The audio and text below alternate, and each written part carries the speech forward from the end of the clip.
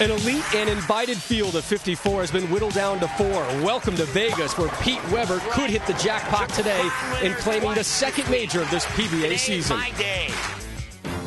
Of bowling's major crowns, the Tournament of Champions holds a special place in the hearts of kegglers everywhere. Memories of the Firestone and the greats of the game live on. This year, the lights and glitz of Las Vegas welcomes the high rollers of the PBA Tour for a tournament for the ages. The only way to get your ticket to this VIP tournament is to have celebrated in the winner's circle. This year, a new format, expanding the field to past Tournament of Champion winners, PBA Hall of Famers, and the past 39 champions on the Denny's PBA Tour. Whose side will Lady Luck be on today? The 2008 H&R Block Tournament of Champions starts now. That's right!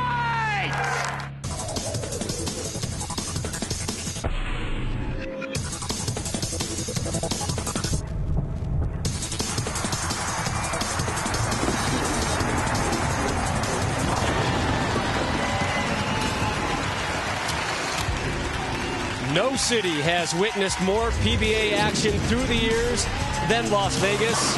And the action is in Vegas again today, and it is hot. Today, Sin City hosts the 74th PBA event, and it is a sinfully sweet field of finalists we have for you today. The number 4 seed, the Hall of Famer, Pete Weber, looking to win his record-setting 9th major. This is Ryan Shafer's 9th top 5 finish at a major. Number 2 seed, Chris Barnes, won this event 2 years ago. And number 1 seed, Michael Haugen Jr., needs only 1 win today to become just the 3rd roller in history to claim his first PBA title and the Tournament of Champions in the very same season. Glad you're with us today alongside 13-time titleist and Tournament of Champions contender this week, Randy Peterson. I'm Rob Stone. Glad you're with us. This is the second of the 4 majors in the PBA this season, and match number 1 pits 2 guys kind of on opposite ends of the elation ladder when it comes to a major. You have 3 seed Ryan Shafer, 3 times a bridesmaid at a major, taking on the legend, Mr. Pete Weber, looking for his 9th major title. A win today that would eclipse the record held by Earl Anthony. And Pete loves the majors, and that's obvious. And it was real evident this week when match play started. Pete really elevated his game. In the 32nd game of this tournament, the last game, position round, he took on Mike Machuga. He stepped up to the plate, shot .247, and grabbed the number 4 seed by 1 pin over Parker Bone III. The last time he won this tournament, Rob, back in 1987. Riviera Lanes in Akron, Ohio. Pete looking to win for the 2nd time in the Tournament of Champions. Today's number 2 seed, Chris Barnes, has struggled mightily on television as of late. 0 for 7 in his last televised appearances. But, Randy, he always seems to kind of bring his A game when the paychecks are at their fattest. You're right. You know, and his struggles are well chronicled on television. He has a hard time winning. Last week he was the number 1 seed, lost to Mike Scroggins. But there's one thing I do know. With big money on the line, Chris Barnes mans up. He knows how to win the big money tournaments. Remember, this is his 3rd consecutive TSC telecast. And Michael Haugen Jr., in his first Tournament of Champions appearance, is our number 1 seed today. Michael Haugen's really turned his game around this season. Last year, you know, he was trying to be more versatile, trying to hook it when he had to, going straight is his strength. He said, this season, guys, I'm doing what I do best. Straighter is greater for Michael Haugen Jr. That's why he captured his first career title earlier in the season, and that's why he's your number 1 seed today. A win today will earn the victor 24 points in the Player of the Year rankings. It will not be enough to eclipse Walter Ray Williams Jr., but it would move Haugen and Barnes into 2nd place on the Denny's Player of the Year points list. And Pete Weber will bat leadoff here in match number 1. Won in Las Vegas 23 years ago, the 1985 Showboat Invitational. Damn it. And he slipped. That might have been a lane violation. Yeah, I think he fouled. That was good. I fouled.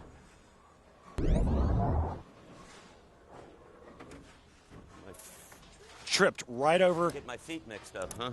He actually tripped in between 4th and 5th step as that slide step was going through. He got hung up on his right foot. Unbelievable. And goes Brooklyn. to cover himself. A harbinger of things to come, perhaps. I'll tell you what, with as good emotion and as great a physical game as Pete has, the last thing you would think is him tripping over his own feet. Yeah, this town is known for its good footwork. There's Ryan Shafer, your 3 seed. 4 tour titles, 0 majors.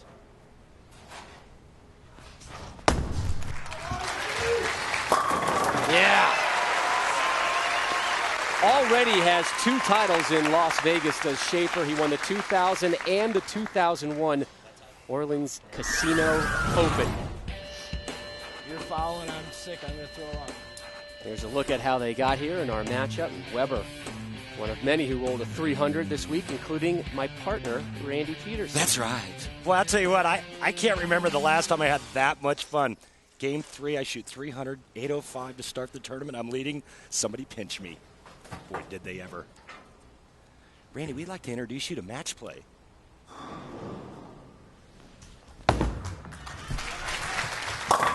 Right in the pocket. Drop and give me 10 for Shafer. This is 4th consecutive top 10 finish. Up now again is Pete Weber, and we saw him stumble on his first effort. He was telling us yesterday, Randy, he has never been as nervous for a TV show as he was prior to last week in the tournament named after his father.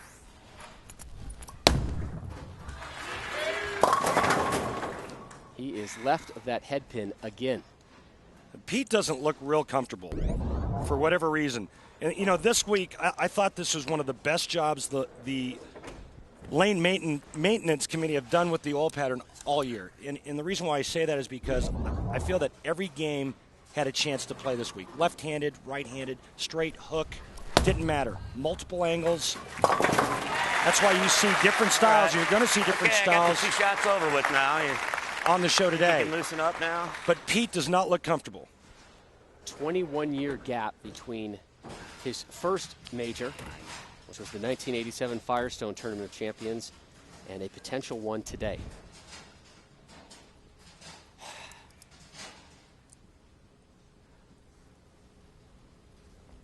There we go. Better. Let's take a look at the players with the most career majors. There you see the late, great Earl Anthony, Pete Weber with 8, followed by Walter Ray, and the great Mike Albee. 2 southpaws, 2 righties. Here's Weber, rather Shafer, here in the 3rd. As back-to-back strikes, looking for a turkey.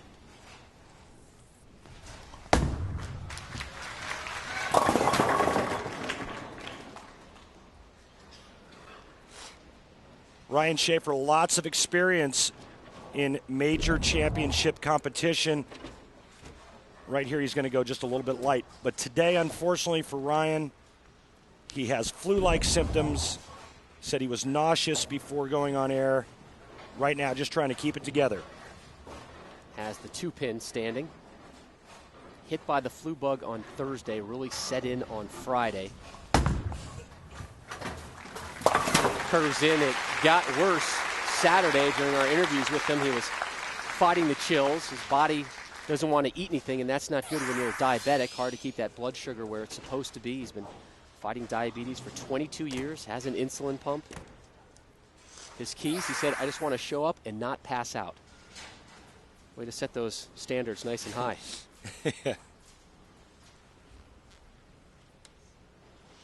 Strike, strike, spare so far for Shafer.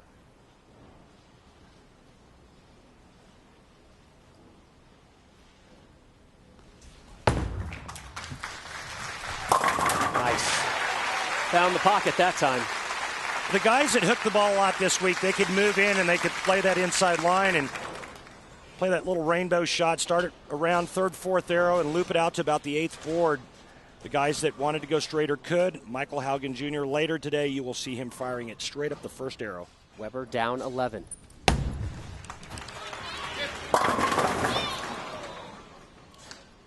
That was a better shot. Pete looks like he's just a little fast, like he's getting the ball into the swing a little early. He looks like he's a little rushed. He needs to take a deep breath, relax, and get back into rhythm. takes care of the 4-pin. All right.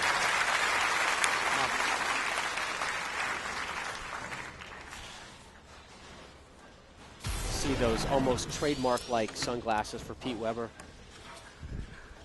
Started slapping them on when a lighting technician refused to adjust the lights at an event, so he put on the sunglasses, worked out just fine, and he's kept them ever since.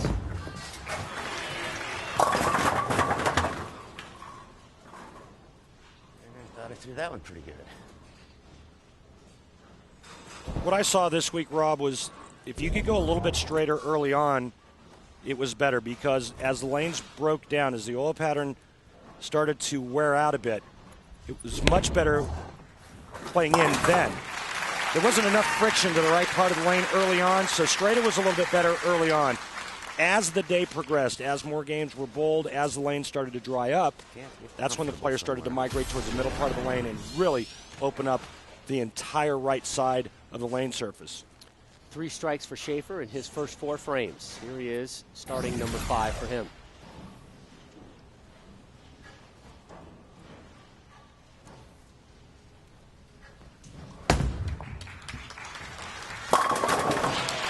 Shafer 0-1 on television this season. Lost to Tommy Jones in Reno. Jones would actually go on to win that tournament. And we look back at the season's first major, the USBC Masters in Milwaukee. Shafer finished 133rd. Quite a turnaround this week.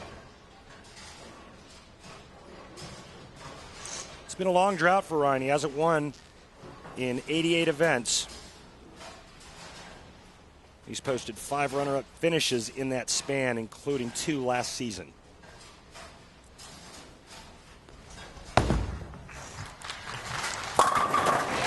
Right now, Rob, looking real solid. 3 strikes in a row for Shafer. When we come back, we'll find out if he's got a ham bone in his pocket. Up 32 is Ryan Shafer. Match number 1 concludes when we return.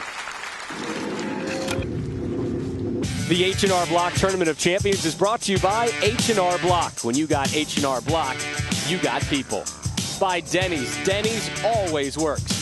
By Geico. 15 minutes could save you 15% on car insurance. Visit geico.com. And by CLR. All kinds of dirty, one kind of clean.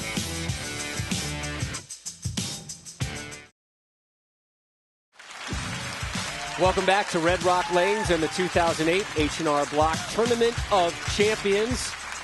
Expanded field this year of 54 bowlers, including my partner, Randy Peterson, and Randy the Dandy, Eye Candy Randy, whatever you want to call him, tore it up. Finishing 10th, averaging 228.5, including a 300 in round 1 of qualifying, and you even had a little fan by your side cheering for you the other day. Buddy, I'll tell you what a fantastic week for me, and it felt great to get out there with the guys, the superstars of yesteryear, the stars of today. And I'll tell you what meant more to me than anything was the players that came up to me and congratulated me on a great week. Guys like Wes Malott, Parker Bone III, Patrick Allen, Mike Scroggins. It was just a tremendous week. Take a look at the bottom side of the top 10. Parker Bone just missing on rolling today. And there's Robert Smith, Danny Wiseman, Mike Scroggins. But we're back to bowling, and this is Pete Weber, down 32. This is his first crack in the 6th frame, working on a spare.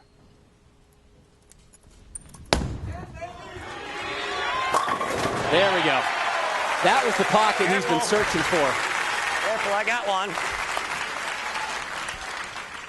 He's got to be good with his speed. How about 2? And he's got to get it far enough to the right. That's what's going to get the ball to recover from the right part of the lane.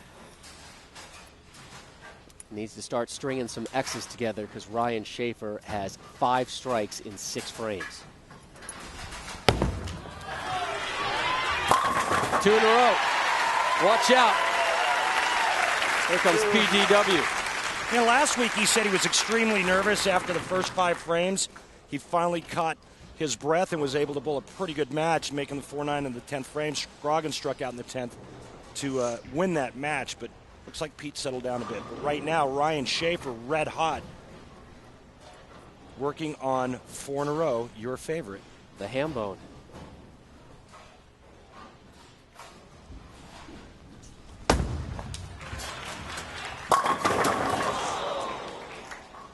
leaves the 10. Don't look so dejected.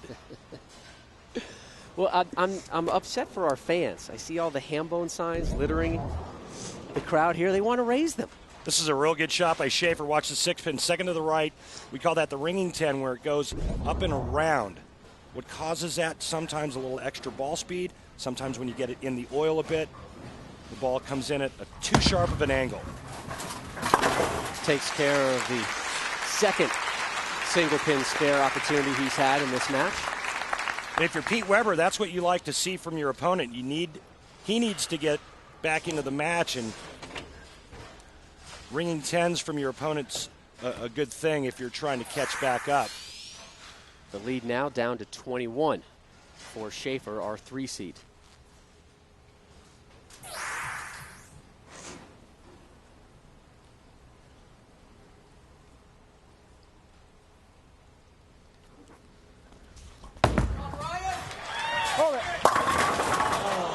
That one heavy on the head pin. Well, just a pinch high. You're right, Rob, but he catches a real bad break and leaving the 4-9 split. You know, normally here you look for a trip 4, if anything, and unfortunately pays the price. Same thing that Weber left last week. And we saw Pete make it by getting the ball over here to the left side of the 4-pin, sliding it over into the 9.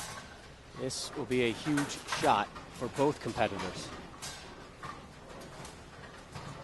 Hasn't hit a split all week. Shafer up 19. Kicks it, not enough. Open frame, opening now for Pete Weber.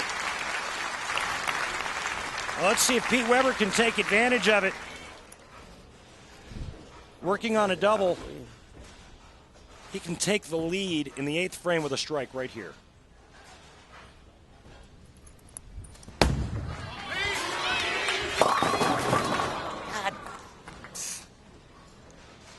Never got the ball far enough right. I think I let go of the ball. Watch this. Looks like a pretty good shot out of his hand, but just left of target. That ball will not hold line. 3-7-10 is what he's staring at now.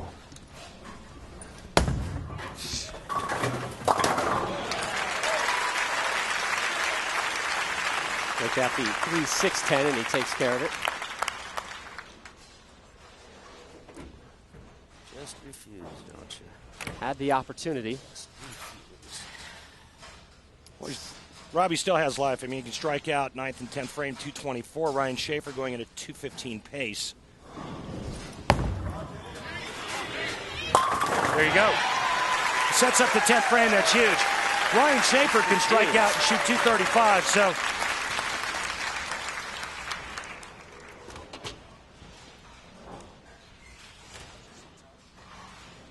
Here's our Atonic Edge taking a look at the form of Ryan Shafer. And Ryan said that he turned everything around back in Reno a couple of weeks ago because Mike Jasnow worked with his push-away of rounding it off. And that's what sets up his timing and sets up him getting to the foul line. A little unique style, straight-legged at the foul line, but it's okay. He's not a 6'5" player. He doesn't need to get that low to the foul line. Shafer 5'8", 155 from Horseheads, New York. Watch his push away. That's the key. He's got to round it off.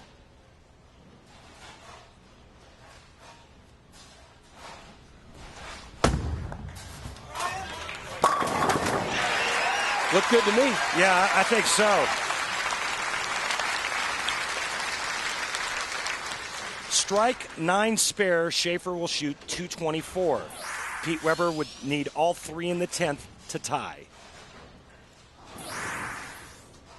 A double here. Shafer will move on.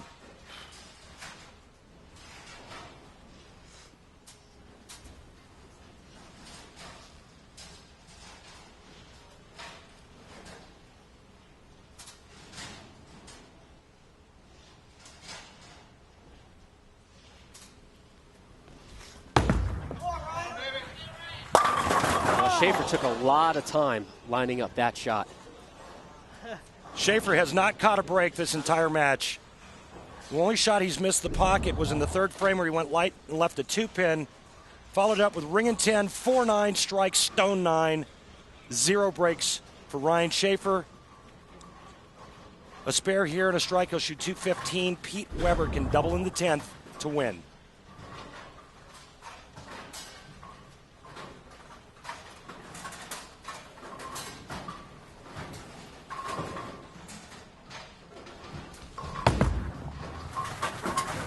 There's your spare. The count here is important. He needs to get at least 9 to force Weber to double. If you remember last week in Fountain Valley, it was Weber who had put the pressure to Mike Scroggins, forcing a double from Scroggins. And Scroggins converted, ended up moving on to win from his number 5 seed spot.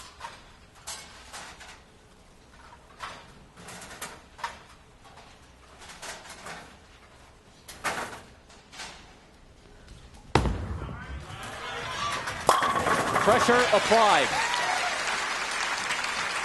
So a 215 for Shafer.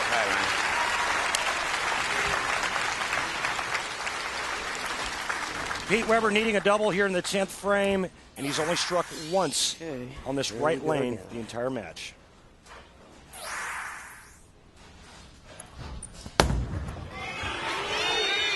Got it. 1 down, 1 to go. Trust is a must or your game is a bust. The late, great Billy Whaley used to say that. Pete Weber trusted that shot. He got it to the right with the right amount of speed, right amount of hand. And that ball was dead flush. One more just like it. He moves on.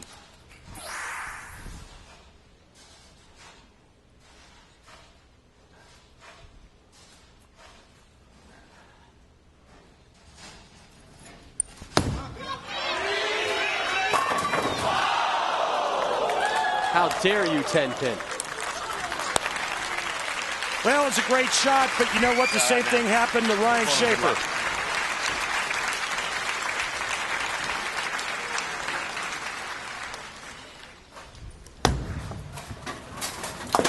Wasn't like that's an uncommon lead this week either. All right, man. Good luck. Good luck. So Shafer, 3 times the bridesmaid at a major, will move on. Here's Weber's effort in the 10th. Well, he liked it off his hand. Ring and 10, big time. 215 to 213. The flu-ridden Ryan Shafer moves on to the final of the Tournament of Champions. When our live coverage returns, we'll get sentimental with some of the game's greats and hear from our number 1 seed.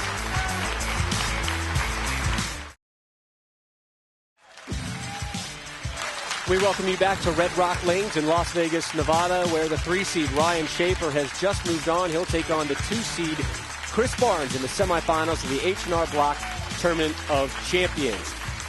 Here's the results of last week's Motel 6 text to vote question. What bowler would you like to see competing in the 2008 Motel 6 Roll to Riches? And defending champ Doug Kent winning in a landslide, tallying 58% of the votes. And Randy Peterson standing by with this week's number 1 seed, Michael Haugen Jr. Randy? Thanks, Rob. Michael Haugen Jr. captured his first career title just a couple of months ago and now finds himself as the number 1 seed here at the Tournament of Champions. But, Michael, there was some question as to whether or not you would be able to compete in this event. Tell us what happened. Well, basically on Wednesday I woke up and I had a very, very swollen sore throat. The tonsil was actually sitting on my tongue, and if I tried to speak, I was gagging, so I couldn't talk. So it was actually good, because people don't want to hear me talk anyway, right? So it was pretty good.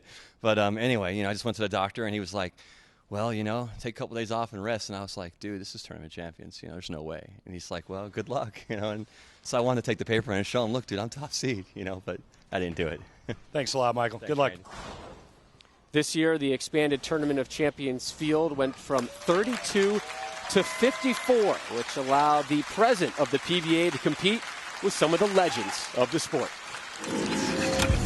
The Tournament of Champions, I'll never forget walking into Riviera Lanes where it says, "Enter, here comes the world's greatest bowlers." And, I kind of wish they had a sign like that this week, hanging above the locker room area. It would have been kind of kind of neat. It's the biggest tournament of the year, and it's the most important, and it really made you feel like all the effort that you put out was for a reason. This is your week of being special.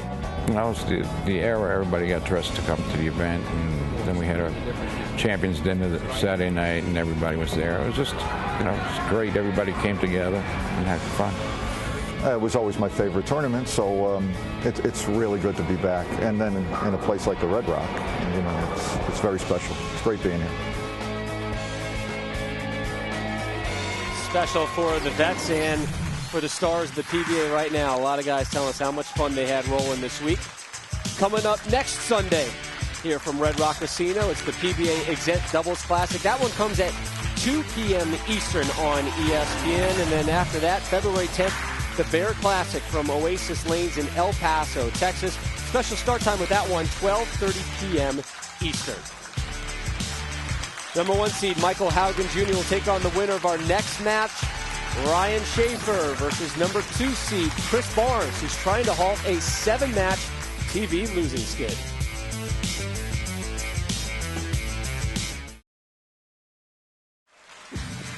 We welcome you back to ESPN's continuing live coverage of the H&R Block Tournament of Champions, coming your way from Red Rock Casino, Resort and Spa, the Red Rock Lanes, and our thanks to that man, Dennis Matthews, the bowling operations manager here at Red Rock Lanes. Dennis Matthews, a personal friend of mine. What a wonderful man. Always going out of his way to accommodate the pros this week. He's a great, great guy, and what a great job he's done all week. As we take a look at our updated bracket, the 3 seed Ryan Shafer defeating Pete Weber 215 to 213. So now he takes on Chris Barnes. Again, Barnes 0 for 5 on television this season. But it'll be Shafer who begins this semifinal match for us.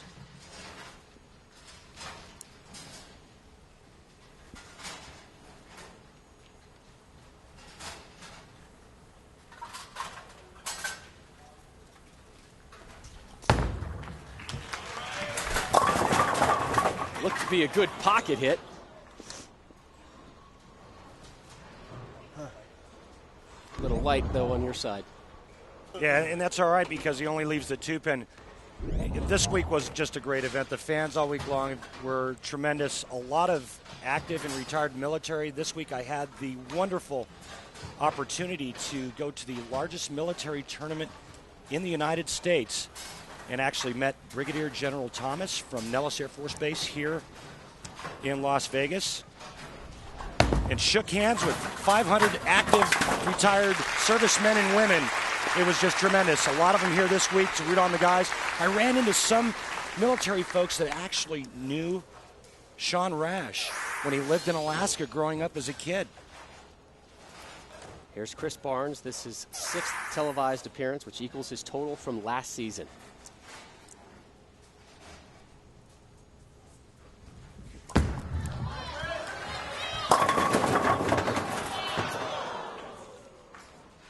Shrapnel can't take down the 10. Chris Barnes, a high rev rate player, throwing 16-pound bowling ball, and generally speaking, a lot of power when his ball hits the pins. Just a little bit more angle, that 10-pin goes for a ride.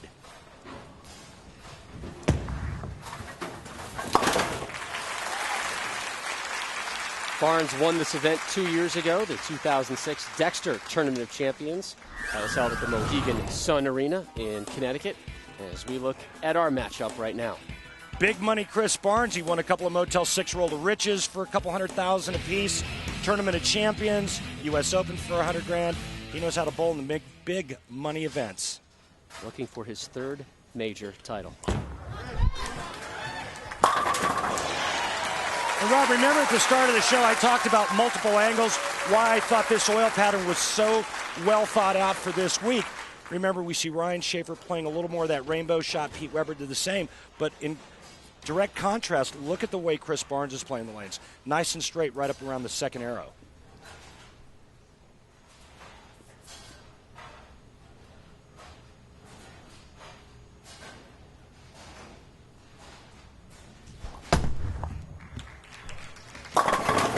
Shafer was light his last toss. Perfect that one. multiple angles this week, not only on the right side of the lane, but the left as well. Michael Haugen Jr. played straight up first arrow all week long. Chris Barnes kind of stayed right in here. And then the guys that hooked it got in, and they did what they like to do. Again, I think it's the fairest, the best oil pattern that you can come up with when everybody has a chance to play. It's all good.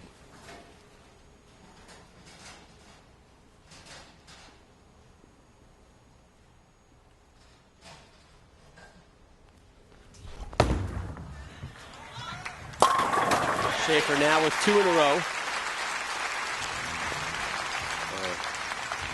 Friends at Lumber Liquidators providing this peek at the averages by round, and it just kept on moving on up each round. Well, remember now, after the 2 qualifying rounds, we're going to cut the field down to the top 32 guys, and then after the first round of match play, we're going to cut to top 16. So the less players, the more that number is going to go up.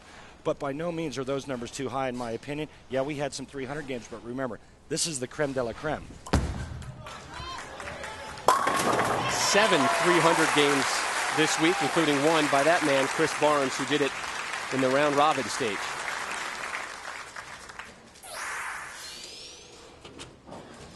He has struggled on television, Rob, but you know what? Good karma for the big money. That's what he said to us yesterday. He was pretty light when we brought up the subject of his woes on television, some self-mocking comments, and that's usually actually a pretty good sign. You know, it hasn't gotten into his head yet, and he knows Sundays may not be working out, but the rest of the week is doing just fine. Patrick Allen had a great comment about Chris Barnes. He said, you know, if this guy could pry it off on Sundays, he'd win every week.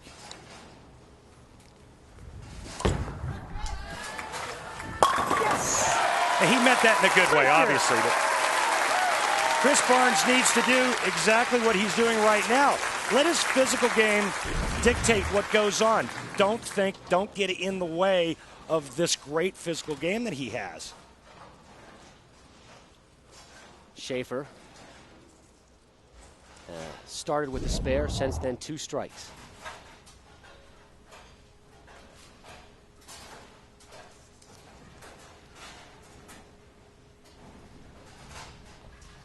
Whoa. Look out. Big hook. Could have been a lot worse. Absolutely. Could have been the 8 and the 10 pin with that 2 pin, and that would have spelled disaster. For the second time this match, he's left the 2 pin standing. When you hear oops at the bottom of the swing, it's generally not a good thing. You can see that flying right elbow just missed the release point at the bottom of the swing. Again, if you're just tuning in, Ryan Shafer battling flu-like symptoms. Would not let us shake his hand yesterday, and I appreciated that. So does my wife and 3 kids. By the way, we're here at the beautiful Red Rock Hotel and Spa. And was it you that I saw downstairs getting a pedicure yesterday? It must not have been. Okay, well. I was, however, like you. in the sauna steam area sweating off some water from my system. Beautiful facility here. It is really nice. If I have any say, I'd like to come back here maybe next week or the week after as well. Wouldn't hurt my feelings any.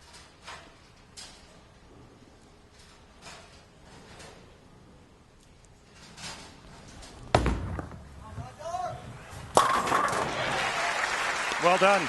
No whoops on that toss. Right. Now here comes Barnes.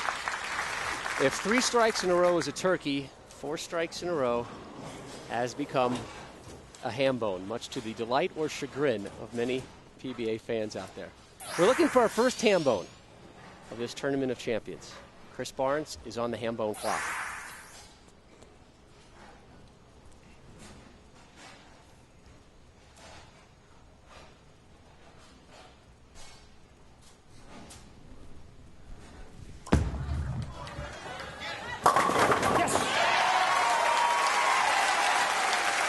All right, go ahead. Take it away. Randy, let the dog inside. I got a ham bone for him.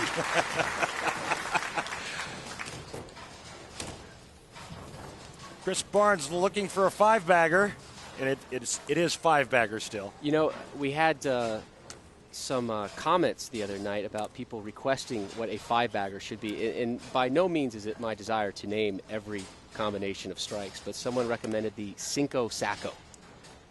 That is the only time I'm going to mention Cinco Sacco, because it's not making the cut.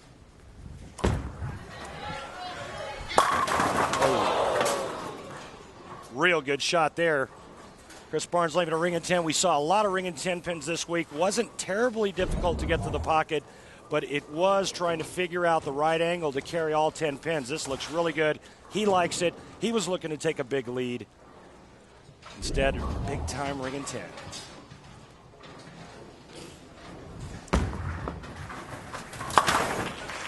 Two more wins and Barnes becomes Hall of Fame eligible with 10 PBA Tour titles. He's at number 8 right now, including 2 majors.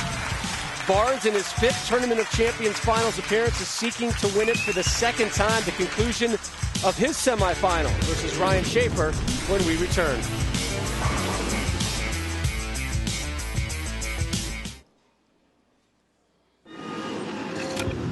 The H&R Block Tournament of Champions is brought to you by Atonic, the official footwear of the PBA. Atonic, first one there.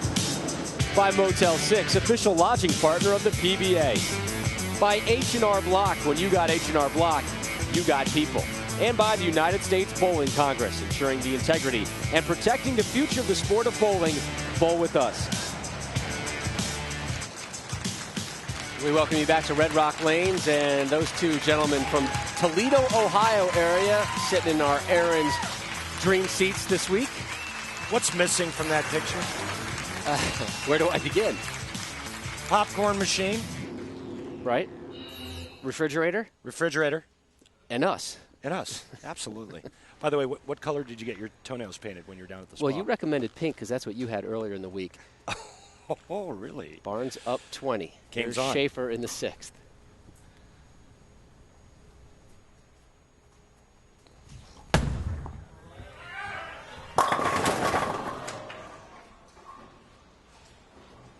Well, not a good sign for Ryan Shafer when you leave the week 10. The difference is, watch the replay here. The 6-pin ringing 10 goes up and around. Watch the 6-pin second from the right. It's going to sit right there in the gutter. And what happens here, watch it. There it goes right there. That's because the ball's hitting weakly into the pocket. Not strong enough, not enough entry angle to get that 6 to hit that sideboard kickoff into the 10.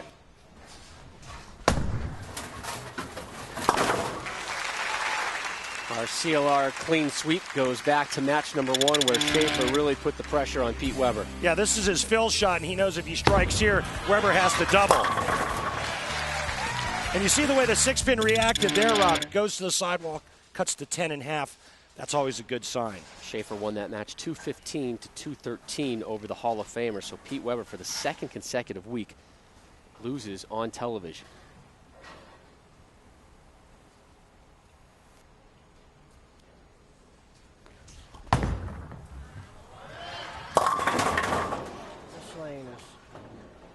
You hear him mumbling about that lane. Can't get it too far. Leaves the 3-pin. That's the first time he's done it this match. A lot of times what happens when you leave a week 10 is you try to give it a little extra on the next shot, and that's what happens. The ball goes high. Just 3 strikes in this semifinal so far for Shafer. In his first match, he had 7.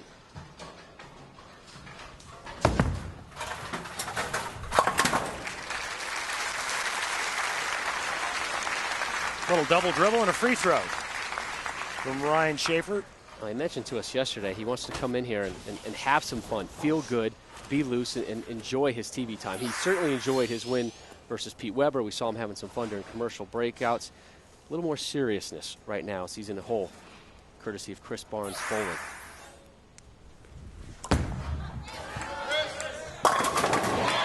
Gets back on the strike train.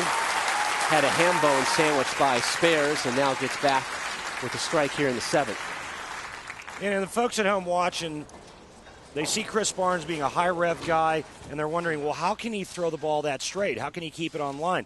Well, the trick is not to use a real aggressive bowling ball, but keep your fingers behind it, the bowling ball at release, to get the ball to roll end over end, and some pretty good ball speed. That'll hold the ball on its line, and that'll enable you to play that down and in shot. Next week we remain in Vegas and we go team style on Super Bowl Sunday. Seems only appropriate. With the PBA Exempt Doubles Classic coming your way live next Sunday, 2 p.m. Eastern on ESPN.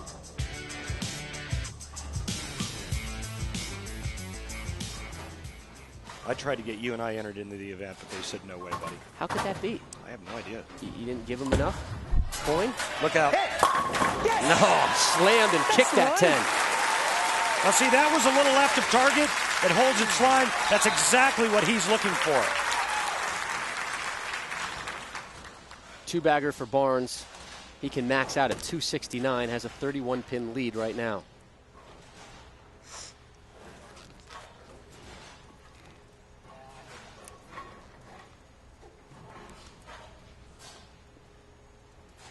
Shafer back-to-back spares as he begins his 8th. This one's getting away from him fast, Randy. After the first match against Pete Weber, the lanes are breaking down, the oil's going away, and that part of the lane is starting to become on fire. You can see how early this ball hooks. It never pushes to the right. He's already into the 23rd board, and that ball didn't push far enough to the right.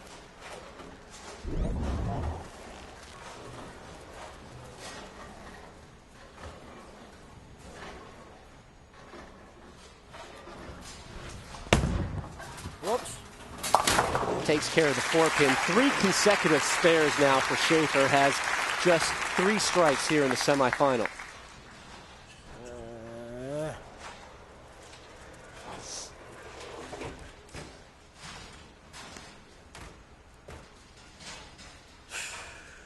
And maybe those flu-like symptoms starting to take effect. Was able to fight through it in match number 1, but the endurance certainly weakened.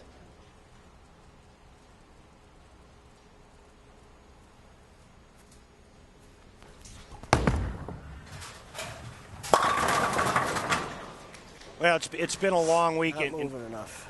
And keep in mind, we bowled 32 games in 2 days. I mean, my fingers looked like little burnt sausages after I got done. Ryan Shafer going through the same kind of deal, and then you compound that with flu-like symptoms. He's running on empty right now.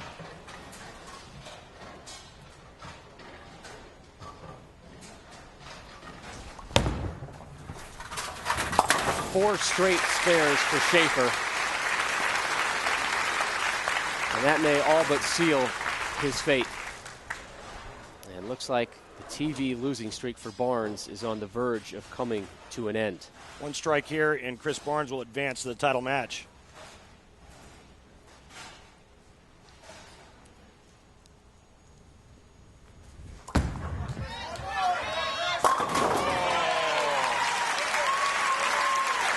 He's got a good look. He's throwing it really good right now, and he's got some pretty good pin carry. That could spell trouble for Michael Haugen Jr. Barnes 0-5 on television coming into today, and that will end as Barnes will move on to the Tournament of Champions title match, taking on Michael Haugen Jr.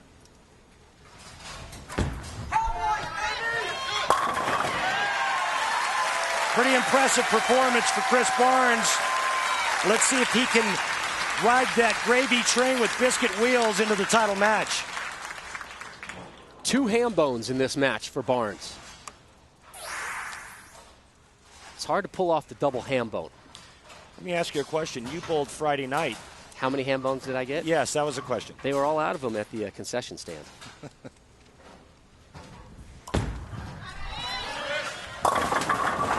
It's all right. Thanks. Now, was that an experimental toss, or? Let's hope. Yeah.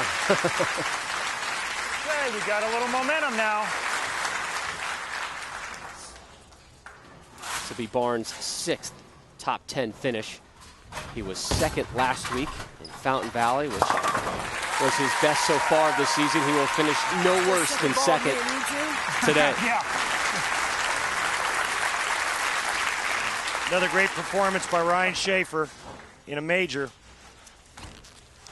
He's really turned it around after the first half of the season. Didn't bowl very well the first half, but he's really turned it around with 2 TV shows the second half of this season. Come on, Messenger. Short pin.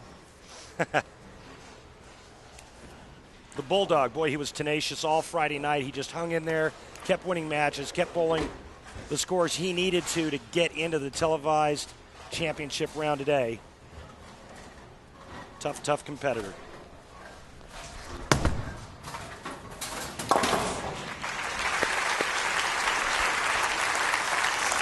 Picks up the spare to Shafer. Again, we mentioned 3 times a runner-up. H&R Block, do my taxes now. In a major. Twice at the Tournament of Champions in 2000 and 2002. He came in second.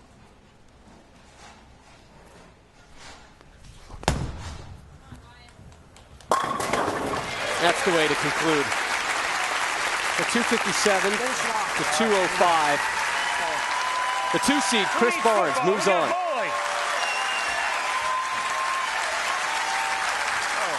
Up next, we get you set for our final.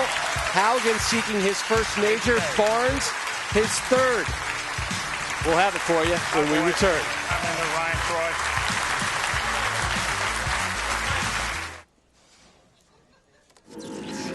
And we flash back to 1978, the Tournament of Champions, and the legend Earl Anthony in action. Taking on Tita Semez. Greatest left-hander in the history of bowling right there. So smooth.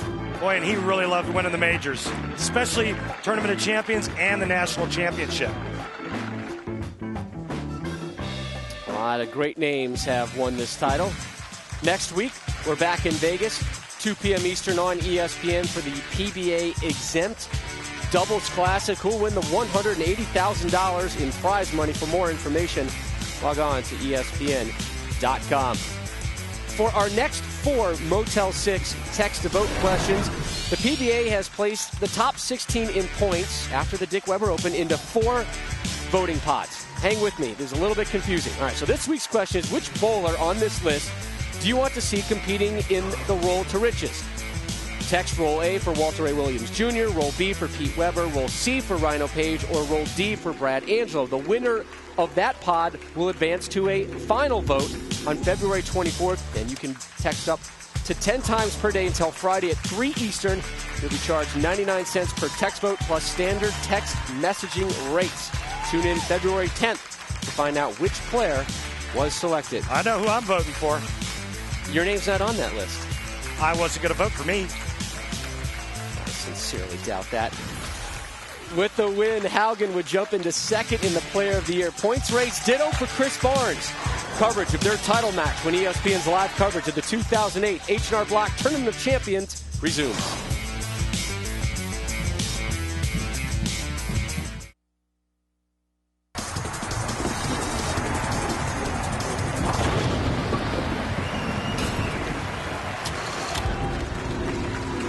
Welcome back to the first major held in Las Vegas since Mike Albee won the '79 National Championship at the Showboat Bowling Center.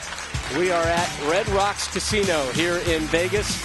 Randy Peterson, Rob Stone with you on this Sunday as we get you set for our title match. The number 1 seed, Michael Haugen Jr. versus the 2 seed, Chris Barnes. Here's how they got there, courtesy of the Geico Championship Recap. Rob, match number 1, Ryan Shafer defeated Pete Weber by the score of 215 to 213. Weber needed a double, left the ring at 10, second ball in the 10th. Lead this week either. All right, good luck. Good luck. And in match number 2, Chris Barnes defeated Ryan Shafer by the score of 257 to 205. Barnes looking to win his second Tournament of Champions crown. A 2-ham-bone semifinal for Barnes in that victory. And now he takes on Michael Haugen Jr. And we talked about it earlier in the broadcast. Haugen Jr. didn't even think he was going to be bowling this week. Ended up going to the urgent care center here in Vegas. Swollen sore throat. Tonsils were laying on his tongue, choking when he spoke. I'll tell you a little bit more about his visit and his communication with the nurses in a moment. But here's Chris Barnes to open up our title match. Gets the 10 to drop. Yeah, it had some insurance coming across.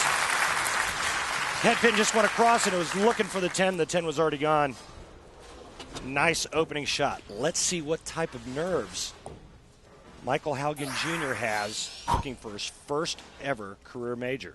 From Cave Creek, Arizona, just north of Phoenix. one Denny's PBA Tour title.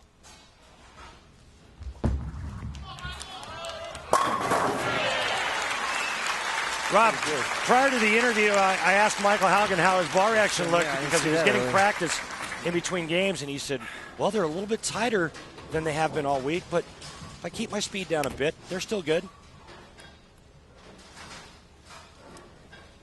Wednesday, he went to the hospital, and as we said, he couldn't communicate, so he was writing notes and pointing to explain his ailment to the nurses, and the nurses would write back to him, and he's like, no, I can hear you. I just can't speak right now, people. Lane's tight, now it's hooking. Oh, man. How's that lane tight? Now it's hooking out of the building. See, and this is a problem that I thought Michael Haugen Jr. would run into. Chris Barnes is playing left of Michael Haugen. What happens is Chris will use all of his hold area up. So when he misses to the left, Jones not here. His ball's not going to lay off. Just 20% on split conversions this week. Yeah, and this is not an easy one either. Almost impossible. 4-6-7.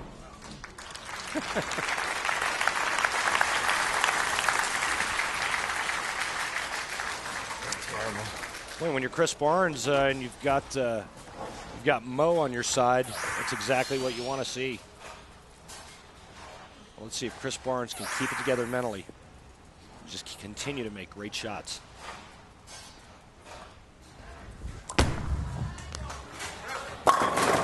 This is 5th Tournament of Champions Finals appearance. 1 win, 1 second-place finish, and 2 third-place finishes for him.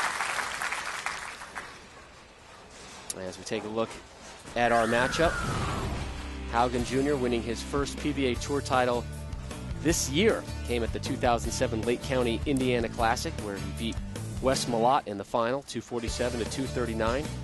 Chris Barnes, 0 titles this season, but 8 for his career, including 2 majors.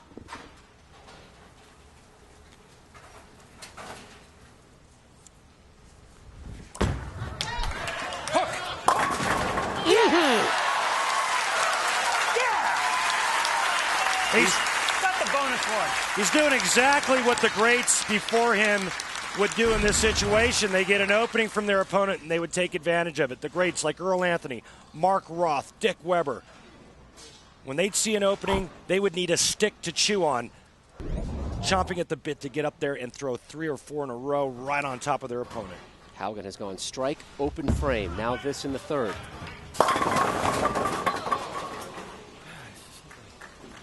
Haugen is in serious trouble. He needs to make an adjustment, move a little bit to the left, and get on that same line that Chris Barnes is playing. You get the feeling he's lucky it was only the 4 standing.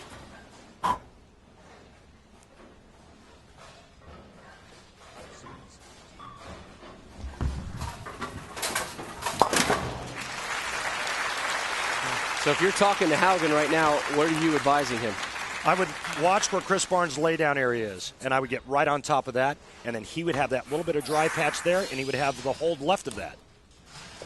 He needs to mirror where Chris Barnes is playing and adjust his speed accordingly. And Chris isn't hooking it a lot, even though he's a high-rep guy. He's not crossing a lot of boards. It's a line that Michael Haugen Jr. can play. The problem is he's been playing out the whole week. Feels comfortable out there. Hooks early, I'm in trouble. There we go. But he's still talking to himself. Certainly does not feel comfortable as he's in an early 32-pin hold here in the finals of the H&R Block Tournament of Champions. When we return, our live conclusion of this season's 2nd PBA Major.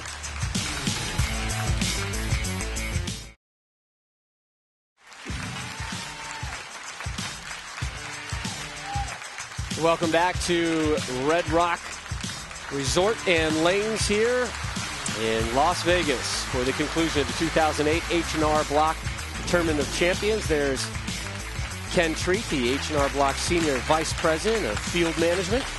H&R Block, the title sponsor of this week's tournament. PBA.com is your best source for all the latest PBA news, including information about PBA Experience Bowling Leagues. The leagues, which are a joint venture between the PBA and USBC, gives league bowlers the chance to bowl on the same oil patterns that the pros compete on each week.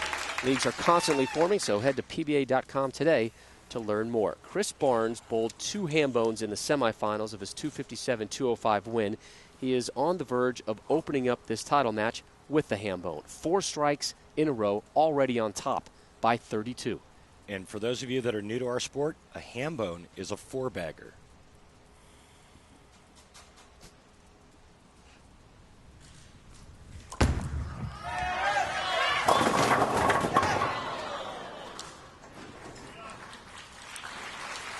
A little bit light. Watch this shot here. Chris may be just a little over pumped, a little bit too much ball speed. This ball doesn't hook quite enough, but only leaves the 2-pin easy single pin spare for Barnes. He's been flawless in single pin spares this week.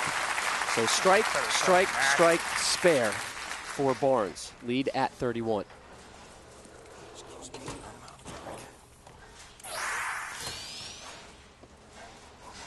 Barnes with the 3rd best average on the tour this season, behind Walter Ray Williams Jr. and the rookie Rhino Page, checking in at just over 226 per outing. That's better. There we go. Don't like that.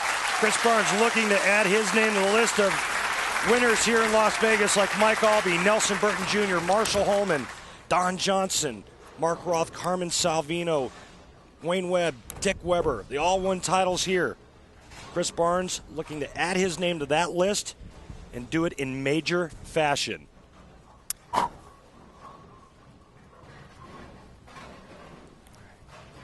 Michael Haugen Jr. working off a strike. He really struggled in frames 2 and 3. It's going to hook early, too. You got it. And now in 5 as well. Out of the blue. All week it doesn't hook, and now it's hooking. Gotta be kidding me. If I move in, it doesn't get back. It's not good. There's good talk and there's bad talk. Yeah, and this isn't good. You know, again, Michael Haugen played where he's playing all week long, and he's comfortable there. And right now, his same ball reaction that he had all week long that helped him lead this tournament is gone. It happens quite often on television. You've got to find another way to get around it. Come on, get a little hook. Coming into today, Haugen was unbeaten on television this season, 2-0. He won both of those at the Lake County, Indiana Classic. This will be his 4th top 10 finish of the season. Re-rack. And he asked for a re-rack because he needs some more time to get himself composed and figure this lane out. Our Flomax weekly update focuses in on Michael Haugen Jr. 45th last week in Fountain Valley, qualified 8th, and tore it up in match play.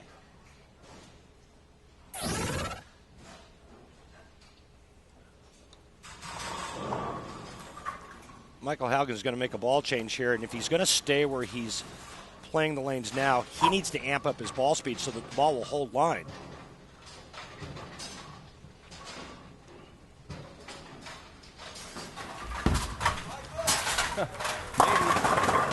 No. This time it's the Ball 7 reaction pin. gone on Sunday. Wow. Well, we've all been there. Any of us that have ever bowled on television have all experienced what Michael Haugen's going through, and it's the worst feeling in the world.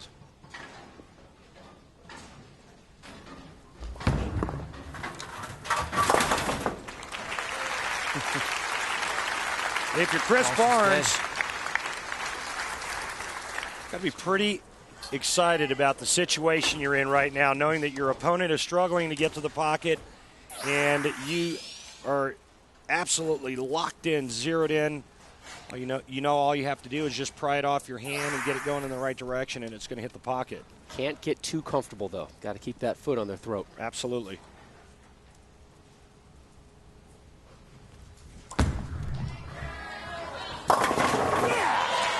There it is. You can see it. The intensity in Chris Barnes' face. As my buddy PBA champion Justin Romick would say, he's fixing to put boots to him. Got that four pin to kick out there at the end. And it's easy to tell how Barnes feels about his bowling. His face tells it all.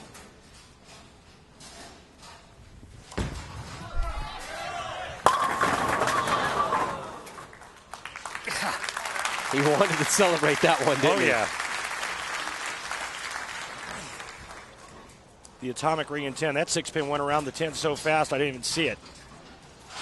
Now you're talking about everybody on the tour has had these kind of days on television, and we witnessed Barnes have one this year. I think it was in Chicago at the CLR Windy City Classic. Just a nightmare day for him. Yeah, it was a freak show. The match that he bowled with Brad Angelo. I think Brad won that match 160 to 150, but it happens to everybody sooner or later.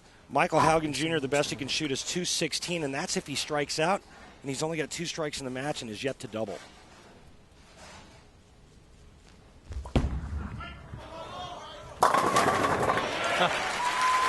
And that's kind of what it looked like all week for him. He played that extreme outside line. He threw the pins around. He had the nice angle, and he pretty much had it all to himself. Even Walter Ray, who's, he's made a living playing that same exact line, didn't get it done from out there. Michael Haugen was the only one that found a home playing the extreme outside part of the lane. His third strike of this title match, but he's yet to pair any of them up, seeking his first double. Get a little hook. Get a little hook. And he finds it. Still making show off a little bit at least. Still a ways to go. Michael Haugen Jr. finally found a home. Catching a strike on both lanes, can still strike out for 216. Chris Barnes, if he goes strike spare the rest of the match, will shoot 228. Anything can happen. Right now is the time for Chris Barnes to step up and take this championship.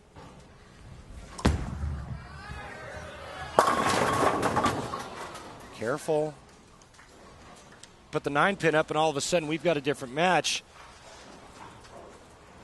And again, Chris knows that if he just fills frames, meeting any kind of a mark, 8th, 9th, and 10th frame, that Michael Haugen Jr. can't beat him. First time he's left the 4-pin standing. And quickly deposits that. Good one there. Set it up.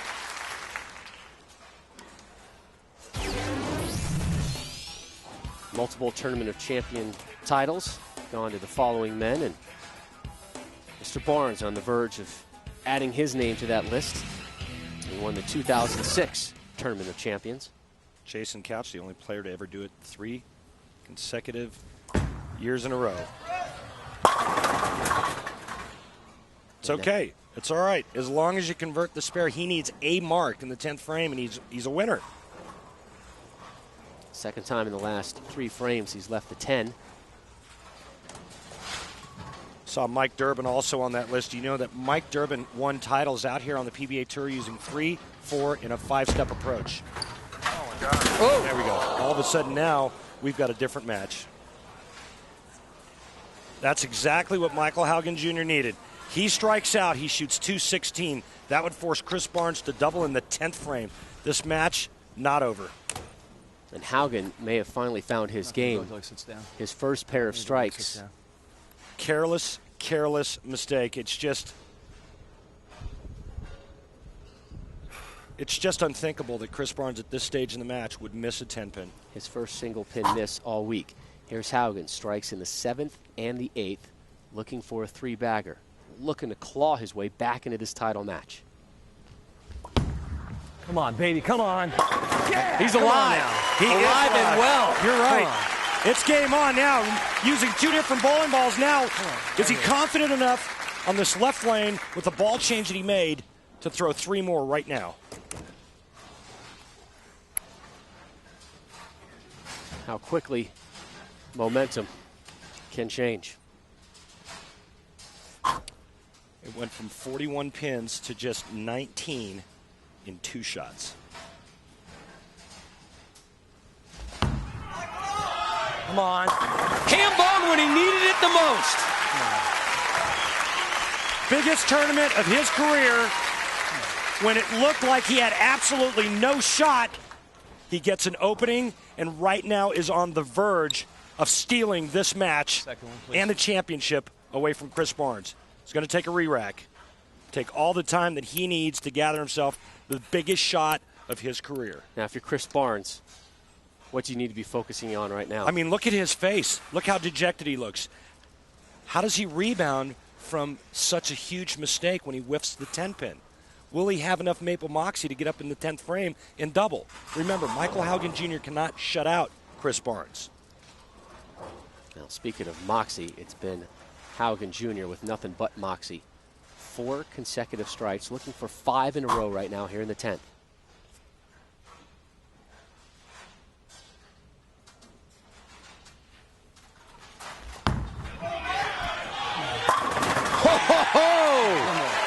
He did it.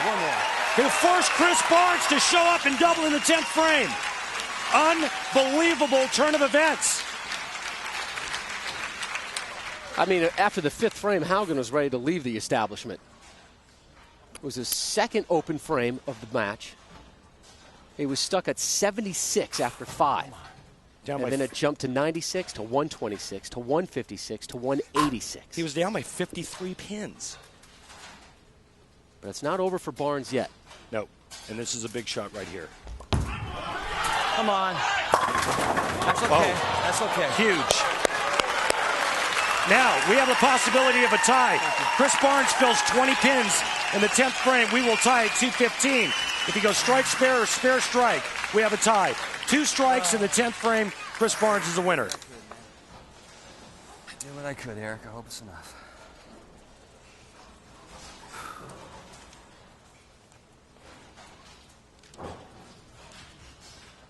How will Barnes react to this pressure? He got off the TV losing streak in the semifinals.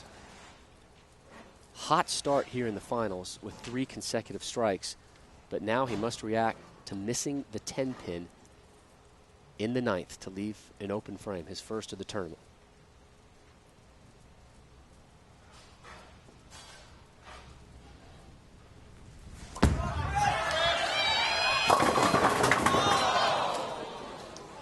Not to be. Remember the last time on the right lane, he left the 4-pin. He went a little high. Chris's MO is when he needs, when he gets a little amped up and he overthrows it, and that's what happened on that shot. Right now, he's in a critical zone where a little too soft or a little too far to the right, it goes high. That ball looked pretty good, maybe just a shade fast. Comes in light, leaves a 2-pin. Needs to convert here and must strike on his fill shot.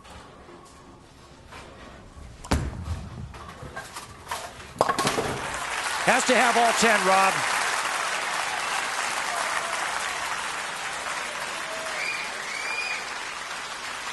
So a strike will tie him at 2:15.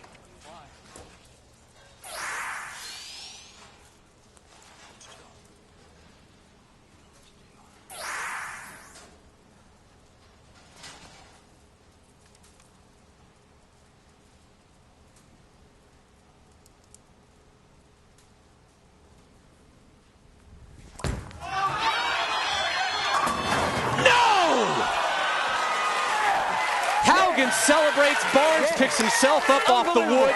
What an improbable comeback for Michael Haugen Jr. winning his first major. Wow. Wow. Oh, my. Chris, come on, good luck with this stuff. Wow, I got it.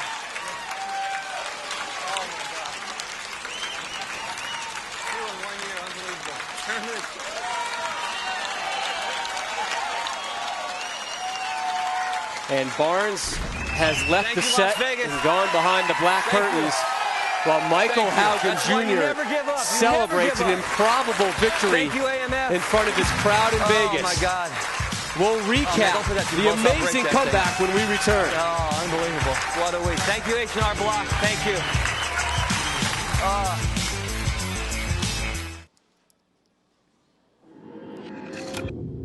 The H&R Block Tournament of Champions is brought to you by Aaron's. Nobody beats Aaron's. Nobody. By CLR. All kinds of dirty, one kind of clean. By Go RVing. Visit GoRVing.com for a free DVD. What will you discover? Go RVing. And by Denny's. Denny's always works. Vegas knows all about excitement, and we just had it here at the Red Rock Casino's Michael Haugen Jr. coming from way back to defeat Chris Barnes. We take a look at our CLR clean sweep. This is Barnes needing a strike in the 10th to force a roll-off. And it's the 4-pin that denies him. Drops to the floor. Haugen celebrates, and now he gets to celebrate with Randy Peterson. Randy? Thanks, Rob. Michael Haugen Jr., just when it looked like you were left for dead, you come back with an amazing 5-bagger to end the match. What was going through your mind when Chris Barnes missed that 10-pin? Second life. This is a one-time shot, your first time. Just make the best shot and make him have to strike to beat you. And, you know, luckily I made the shots and he didn't, so here I am. Congratulations, Michael Haugen. Back to you, Rob. With that victory, Haugen moves into second place in the Denny's Player of the Year points race, 4 behind Walter Ray Williams Jr. Make sure to join us again next Sunday, 2 p.m. Eastern, special time here on ESPN for the PBA Exempt Doubles Classic, coming your way from right here, the Red Rock Casino in Las Vegas, Nevada. Haugen Jr. was in a world of hurt, but then started making up some serious turf beginning in the 6th frame. This has been a presentation of ESPN, the worldwide leader in sports. Coming up next here, Winter X Games for Randy Peterson and our entire ESPN crew. I'm Rob Stone. Thanks for watching the thriller from Vegas. Michael Haugen Jr. claims his first major.